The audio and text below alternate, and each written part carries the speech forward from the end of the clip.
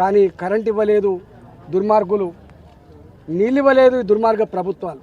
అయినా జనరేటర్లు పెట్టుకొని వాళ్ళు జీవిస్తున్నారు. అసలు మీరు మనుషుల పశువుల పాలకులు అనే వాళ్ళు ఎవరి కోసం ఉండాలి? మీ ఆలోచన ఎవరి వైపు ఉండాలి? ఇన్ని వేల మంది ఇక్కడ నివసిస్తున్నారు, మరి వీళ్ళకి నీళ్ళు అయితే ఇద్దాం, వీళ్ళకి కరెంట్ ఇద్దామంటే సోయి జ్ఞానం కూడా మీకు లేదు. ఇలా ఆనాటి ప్రభుత్వం అట్టే చేసింది, ఇలా ఈనాటి ప్రభుత్వం కూడా వచ్చి 2 సంవత్సరాలు దాటిపోయింది. నీళ్ళు ఇచ్చుడు కాదు, కరెంట్ ఇచ్చుడు కాదు, ఏకంగా గుడిసెలే కుప్పకూల్చింది. వాళ్ళ దొంగల్లాగా నేను అడుగుతా ఉన్నా, ఇవాళ ఏ కోర్టు మీకు ఆర్డర్ ఇచ్చింది?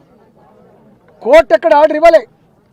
వీళ్ళే కోర్టు మెట్లెక్కి మాకు పట్టాలు ఇవ్వండి, మాకు ఆనాడు 2014లోనే మాకు వాళ్ళు పట్టాలు ఇచ్చిండ్రు, మాకు వీటిని అథెంటిక్గా చేయండి, మా మీద కనికరించమని చెప్పి కోర్టు మెట్లు ఎక్కితే కోర్టు ఏమన్నదంటే చూడమని చెప్పింది. వాళ్ళు ఎంక్వైరీ చేయండి, వాళ్ళ డిమాండ్లు పరిశీలన చేయండి, ఒక వ్యూ తీసుకోమని చెప్తే ఇవాళ